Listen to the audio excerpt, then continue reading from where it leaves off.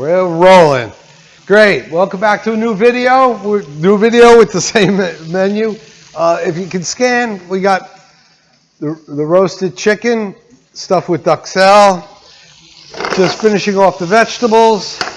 We got the roasted bell pepper mustard sauce, which we're going to not finish off yet. A little parsley. Once again, always, in my kitchen at least, herbs at the end. At the end. Keep them nice and green. You overcook them, the greenness, you lose it. Lose the freshness of it. And you really want the freshness. Okay. Let's put these bad boys together here. It's a nice sized portion. I'm going to finish off the sauce. We put the cream in there. We take a paddle. Now you remember with the duck, could I make a pan gravy from this? You could. There is flavor there, but not a lot. The chicken itself doesn't. Going to finish with butter. I suggest with you guys, always turn it off. And swirl in the butter, bit by bit. Add it slowly until the pieces disappear.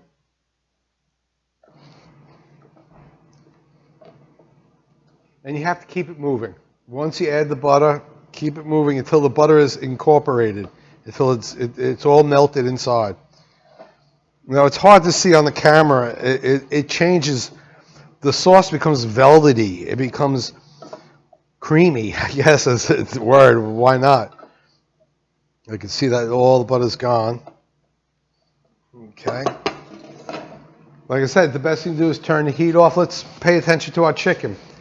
Once again, like I said, I put this through the chicken skin so it would not cook. As a cook, chicken can come back. It's still pretty hot. It's going to be a little hard to handle, but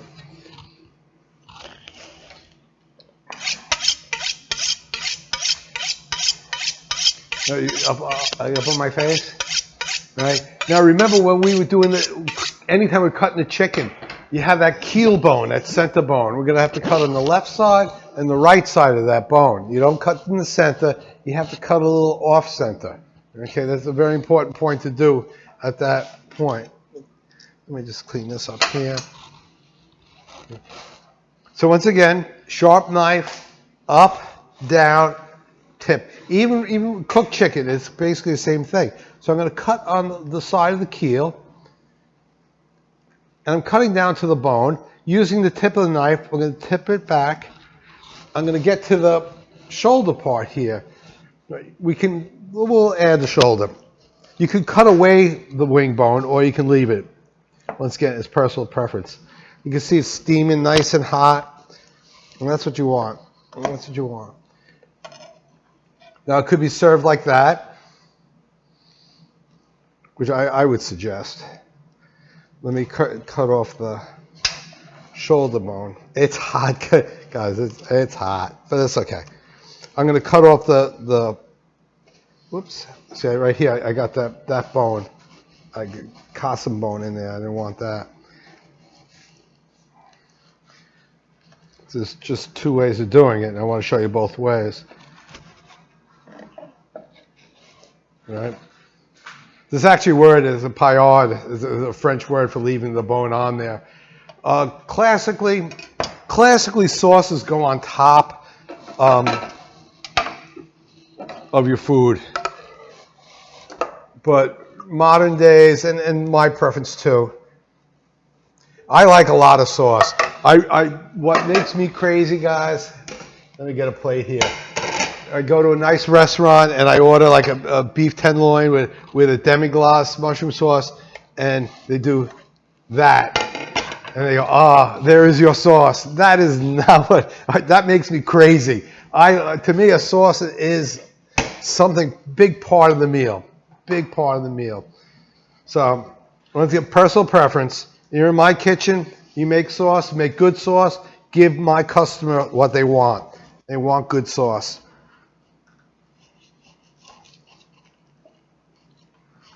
You got to cut this kind of carefully because you don't want to disturb the skin.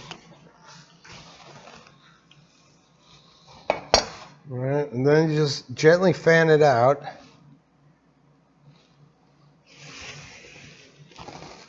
And you get the obligatory parsley, which is somewhere. Which I know you guys laugh a lot of times. You go, oh, that's funny, the little parsley stems on there. But once again, it's classical. It's part of it. And there you go. Up on the board, roast chicken stuffed with duxelles. We used the chicken. We used the legs for another dish, the coq au vin, right? We made the duxelles. We did that before. Zucchini and carrots. Nothing wrong with a simple vegetable. When you have a heavy butter stock-based roux sauce, a lighter cooked vegetable to me is very, very important. It has a lot of nice flavors. The duxelle itself has a lot of flavor in there. You could serve it like this, but I think it looks better that way. Okay? Any questions on that? Once again, you can talk to me. We're going to clean up and get into the next one. Okay? Thank you very much. Well, that duxelle, I hate to tell you guys, was delicious. And the PD really liked the mushroom roasted bell pepper sauce, which is good. It's a very classical combination. The roasted peppers is generally, we use those peppers as a side dish. They could be salads. Once again, there's no waste in the kitchen, and really it turned out really well. And I liked it a lot, personally. It came out quite well. Okay. Our next item, let me get my handy dandy pointer, right? Grilled duck breast with red wine butter sauce, right? Crêpe de pommes de terre avec zucchini, right? Which is interesting because I think some words you can recognize. Obviously, you recognize zucchini. That's a French word. We talk about borrowed words in other classes, like dubu and shiitake, being pogo bus. Like, well, it looks like the French borrowed. Anything ending in a vowel like that is definitely Italian. Crepe, right? We made the crepes. What we're going to do, pomme de terre is potato, which is very strange. They have a very strange words because de terre, in the wine class, or if you will, terroir, terre means earth, soil, ground. Pomme is the word for apple. So it's apple of the earth. And that's French. That's what they call potatoes, apples of the earth. Crepe is not necessarily that rolled thin thing. Crepe means anything flat. Pancakes are crepes. So once again, what we're going to do is basically make potato pancakes, right, with zucchini, okay, and the butter sauce. So we have a lot to do today on this particular segment. So let's start right now. Zoom in on our duck.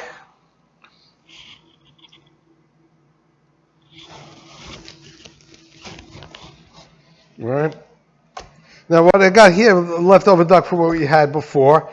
We got the bone still attached. Okay, let me move that. I got that.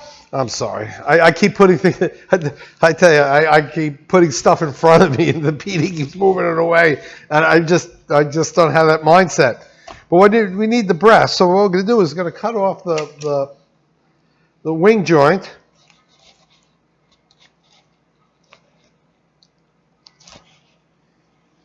They have much longer wings. We're going to throw this in our stock pot because, well, we're not going to need it.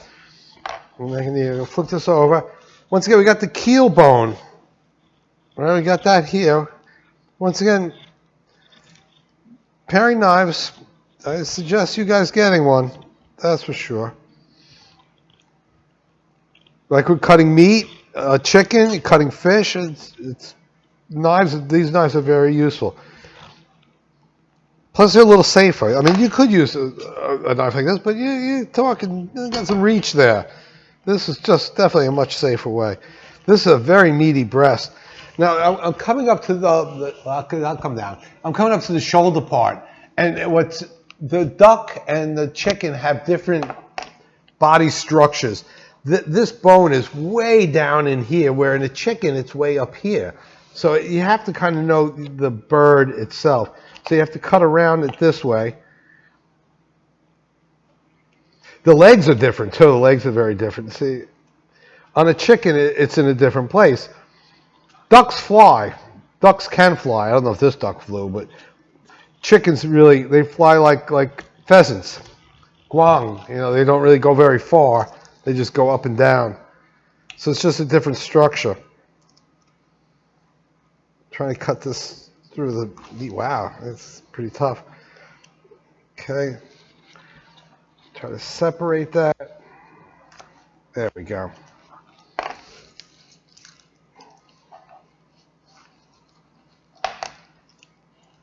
It's right there. I don't know why I can't really cut through it, but I'm not cutting into the bone, I'm cutting around the bone. There we go. Right, this is the rib cage, the bone part. Here's where the bone attaches. Once again, stock pot. Why not? Why not?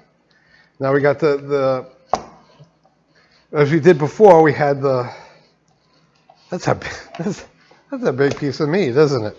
Right? So we got the paillard with the when we attach. We're really not going to use this.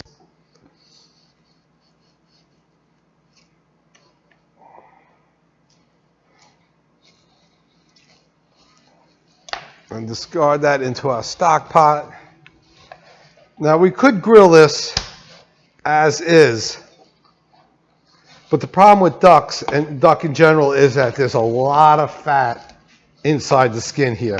If you put this on the grill, like this, you start cooking it, you're gonna have a fire. You'll have a fire because I'm gonna peel it away now. I thought I was going to peel it away now. There we go.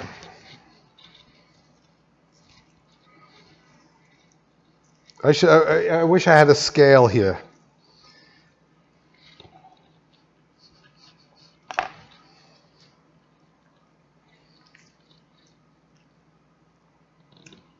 Whoops, it kind of ripped the meat there. That's okay.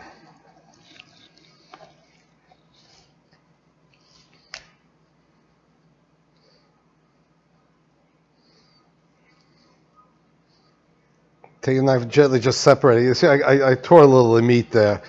That's my mistake, but that happens.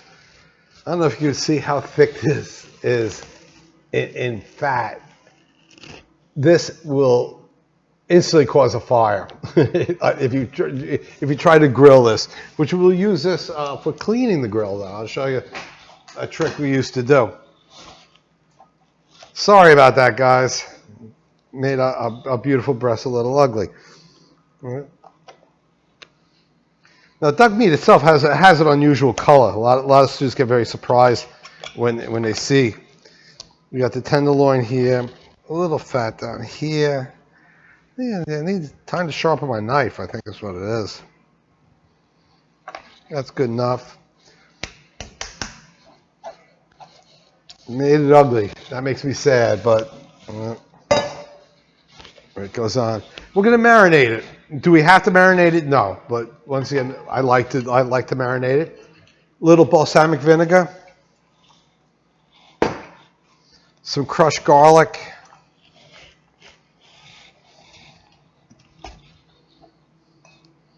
Little onion. We got some parsley stems. Really don't have anything else here in this kitchen, which is a shame. Some dry herbs would be nice. A little more balsamic. A little olive oil. A little pepper.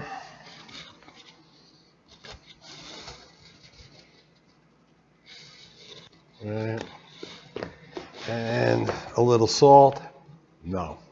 Marinades, rarely do you ever put salt in a marinade. What salt will do will take all the moisture out of the meat itself. Salt dries things. So once again, you really don't want to dry things. Marinades are for adding flavor, not for taking flavor away. Now this is going to be a short-term marinade. We're going to only marinate this for a short time. So you got there. I'll tell you, I just ate, and I see stuff like this that makes me hungry. It makes me hungry. This is going to be very, very nice. So we're going to put this on the side and let this marinate.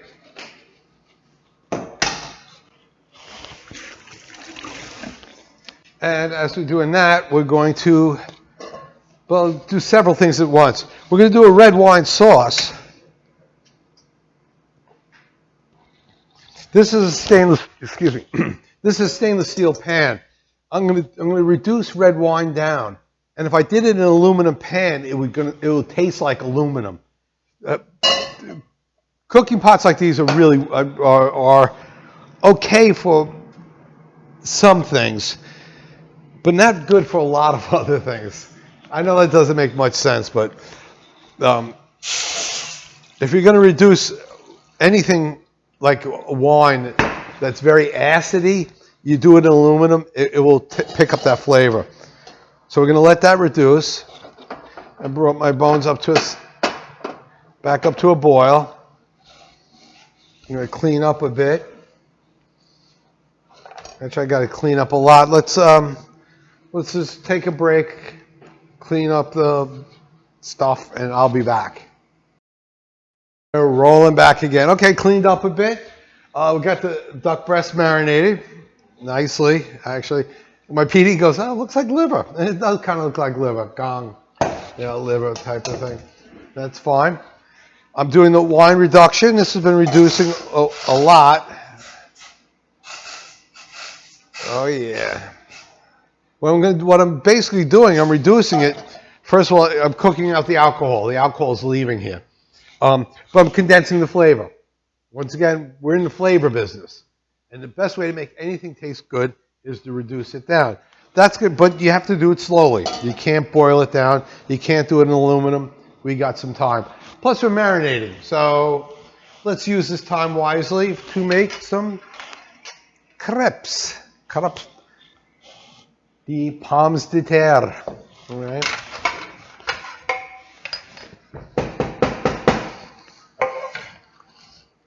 A box grater, very useful tool. I'm sure you guys have seen these around, that's for sure. I peeled the potatoes ahead of time. They were pretty rough, that's for sure. There was a lot of black spots on them. Using the large holes, we're going to grate them down. In English, potato pancakes. Latkes in Russian. I don't know where they really originate from. But you know where potatoes come from, right? South America, from Peru. So, like almost anything else, there's a lot of fusion going on here. Getting down to the end of this potato. You don't want to put skin in there, that's for sure. Skin's not delicious. What else comes from Central America? Do you know some items that come from Central America? I'm sure we talked about it. I always talk about it because I find it interesting. Vanilla, chocolate, two huge dessert items. They come from Central and South America. You try to think before the 1600s, what desserts were like without vanilla and chocolate. Non-existent. Tobacco obviously comes from the New World. Chili peppers. So in essence, kimchi is a fusion item. The kimchis, we know it, all right? Beck kimchi, white kimchi, yeah, sure, that was around for a long time. What else? Corn, oksusu, that comes from the New World. Hobak. I'm trying to think of the word for turkey. It's a funny word. Chilmanjo comes from the New World. Most of the beans that we eat, most of them come from the New World. So the New World cuisine, when you think like Italian cooking, before the tomato, what was Italian cooking? Before pasta, what was Italian cooking? Really different. And when you think of spaghetti, spaghetti is like the original fusion food. If you think about it. Oh yeah. So you're gonna need a bowl for two purposes. All right. There's a lot of water in potatoes. An awful lot of water. You would be surprised. Well, you won't be surprised to see how much comes out of here. And I don't want to put it back in. There. I'll put something underneath it. Keep it out. I'm slowly watching my wine reduce too. Once again, it's going to get syrupy. Can you focus in on it? Can you see that? Or should I hold it up? Nothing real special. It's just turning almost a port wine color. It's turning darker red. And I'm going to just let that go without burning it. So I'm going to turn it down lower and lower. Squeeze the potatoes out.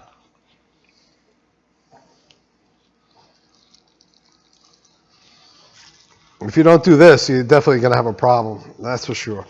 We're going to use eggs and flour in this recipe, but it's if you don't do this, you end up steaming them. You know, if you do shigumshi side dish, you do that. The spinach, I love the Korean spinach side dish. Where you blanch the spinach, you add changitam, garlic, gangjang, especially Joseon gangjang. Oh, that's good food. That's good eating. Here we go. You can't squeeze them hard enough. I'll tell you that to get the water out. Let me look how much water's in that. Amazing. I'm always amazed at it. That's for sure. Now at this point, you got to kind of move kind of quickly because you don't want the potatoes to brown too early.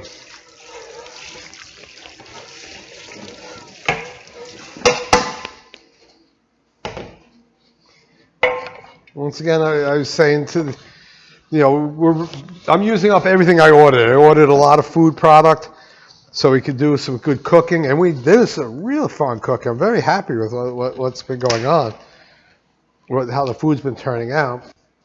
You add a little zucchini in here. You're just going to add the skins. If you add the fleshy part, this part is too much water. Way too much water. You'll see they would blow up. I mean, they would separate. They wouldn't stick together. Plus, we're really just doing this, adding a little flavor and color to it. A little more, I hope. Okay, no, that's it on that. I have a whole one over there, but I'm not going to cut that up for that. That's for sure. Let me just be a little more careful here.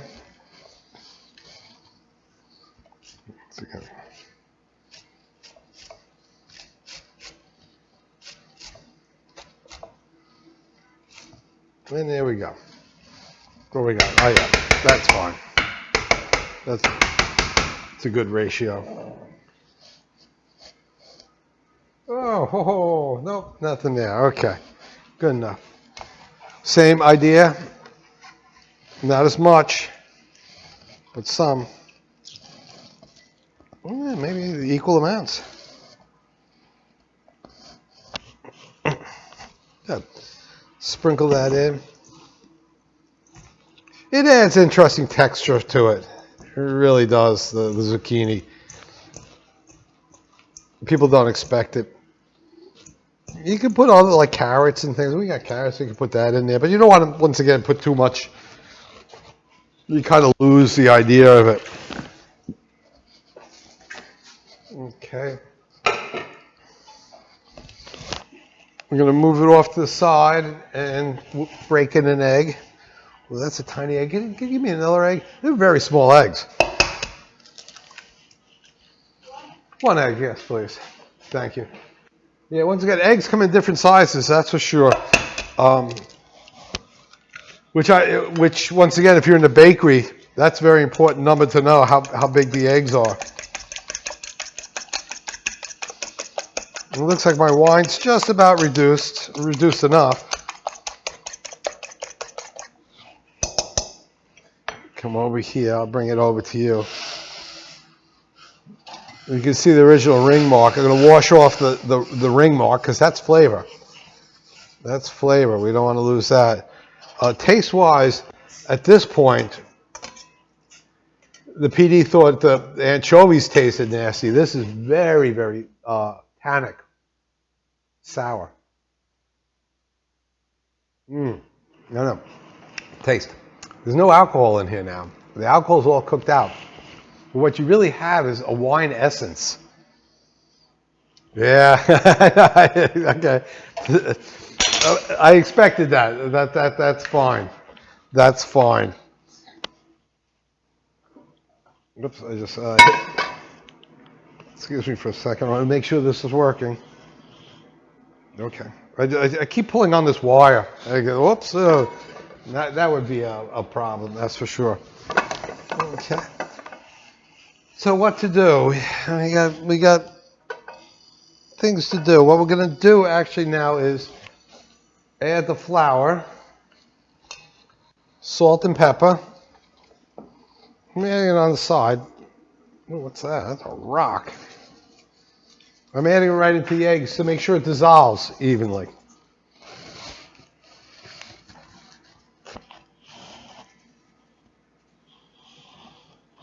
A little more. There's my fork. Just mix it in.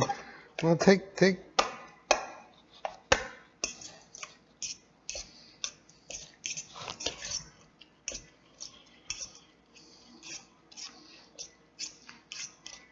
See, it's a little soupy. Soupy means wet, but that's fine. But now at this point, there's just this. Once again, it's no measurements here. You're gonna just sprinkle in a little flour until you don't want to add too much flour because then it becomes gummy. The potato has enough starch in it. The eggs will hold it together. What you want to do is avoid the zucchini and the potatoes from giving off too much moisture. There we go. That's about it. What we're going to do now is move down to the grill. Face shot. But we have the reduction done. We got the potato pancakes done. We're going to start grilling. And this breast itself, because of the size of the breast itself, you really can't finish this on the grill. So what we're going to do, we're going to grill mark it. We're going to put it on the grill, mark it, and then finish it off in the oven, which is a very common restaurant technique. Okay? So we're going to cut it now and then start a new video to finish this off. Okay, great. See you on the next video.